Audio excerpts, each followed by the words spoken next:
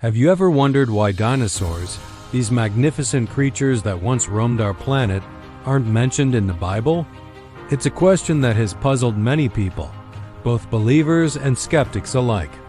We know dinosaurs existed. Their massive skeletons are displayed in museums all over the world, a testament to their time on Earth.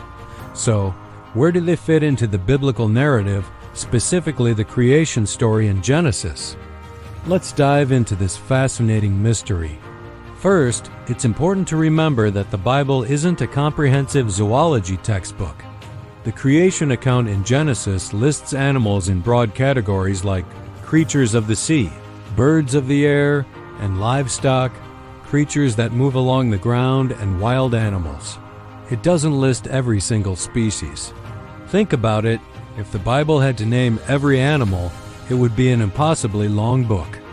It doesn't mention kangaroos, penguins, or koalas either, but we know they exist.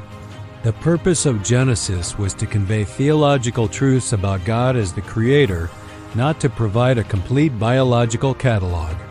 So, the simplest answer could be that dinosaurs were just included under general terms like great sea creatures or wild animals. But what if there's more to it? Some scholars point to the book of Job, which is believed to be one of the oldest books in the Bible. In Job chapter 40, God describes a powerful creature called Behemoth. Listen to this description. "Look at Behemoth, which I made along with you, and which feeds on grass like an ox. What strength it has in its loins, what power in the muscles of its belly. Its tail sways like a cedar. The sinews of its thighs are close-knit. Its bones are tubes of bronze, its limbs like rods of iron." Many modern Bible translations suggest Behemoth might be a hippopotamus or an elephant. But a tail that sways like a massive cedar tree? That doesn't quite match a hippo's tiny tail or an elephant's rope-like one. However, it does sound a lot like the powerful, thick tail of a large sauropod dinosaur like a Brachiosaurus or Apatosaurus. The description of its immense strength and bones like bronze tubes also fits perfectly with what we know about these colossal creatures. Could Behemoth be a biblical reference to a dinosaur?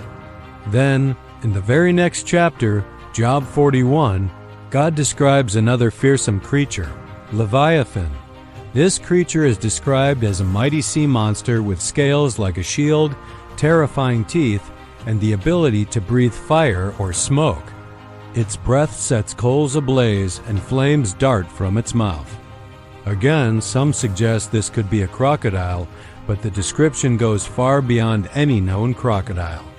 The imagery of a fire-breathing sea dragon is powerful and has led some to speculate that Leviathan could be a reference to a marine reptile like a Mosasaurus or even a more mythical dragon-like creature from a bygone era. This brings us to a really interesting and thought-provoking idea known as the gap theory or the ruin reconstruction theory. This theory isn't universally accepted, but it offers a fascinating way to reconcile the geological age of the Earth with the Genesis creation account. Let's look closely at the first two verses of Genesis. Verse 1 says, "In the beginning, God created the heavens and the earth." This is a powerful, definitive statement of an original, perfect creation. But then verse 2 says, "Now the earth was formless and empty, darkness was over the surface of the deep, and the Spirit of God was hovering over the waters." The original Hebrew words for formless and empty are tohu vavohu, which can also be translated as chaotic, desolate, and ruined. Some theologians argue that the word was in verse 2 could be better translated as became, so the verse would read, "Now the earth asterisk became asterisk, formless and empty." Why would a perfect creation become chaotic and ruined? The gap theory proposes that there was a vast unknown period of time, a gap, between Genesis 1-1 and 1-2. In this pre-Adamic world, the earth was populated with life, including dinosaurs. This world was ruled by the most beautiful and powerful angel, Lucifer. However, as described in passages like Isaiah 14 and Ezekiel 28, Lucifer's pride led him to rebel against God.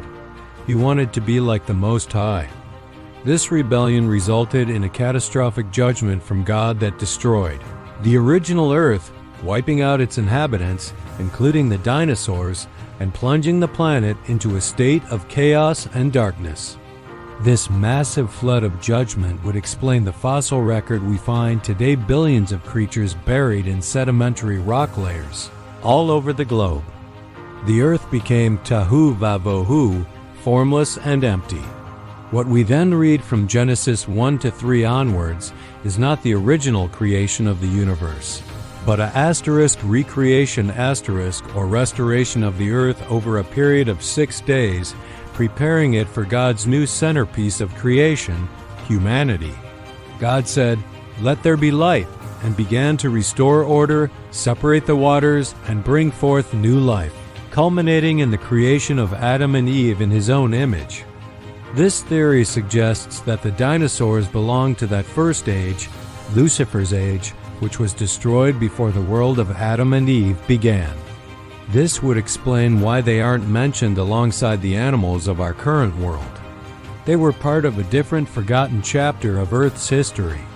What's also incredibly interesting is how this connects to ancient cultures worldwide. Nearly every ancient civilization, from China and Mesopotamia to Europe and the Americas, has myths and legends of dragons. These stories often describe powerful, reptilian creatures, some that lived in the sea, some that flew, and some that walked the land. Where did these universal stories come from? Could they be the faint, collective cultural memory of a time when humans or their earliest ancestors coexisted with the last of the dinosaurs or encountered their massive fossils, leading to tales of fearsome dragons? The descriptions of Behemoth and Leviathan certainly sound a lot like these dragon legends.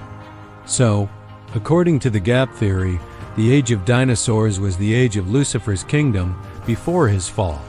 When God judged that world, it was erased from the immediate narrative, which then focuses on God's new plan centered on humanity. The Bible's story is fundamentally about the relationship between God and people.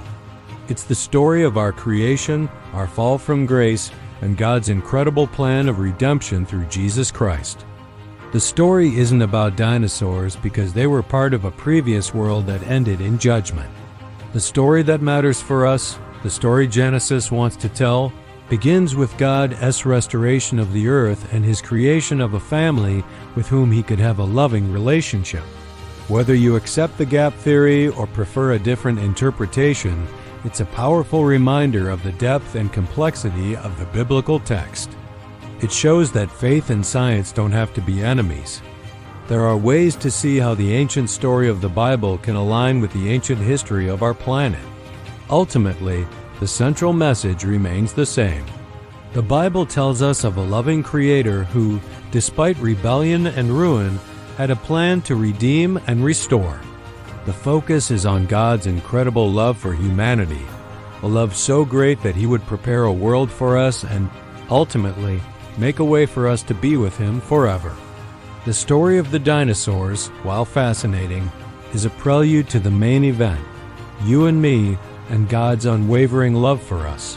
Thanks for watching and exploring this incredible topic with me. If you found this interesting, don't forget to like, share, and subscribe for more deep dives into the mysteries of our world and its history. See you next time.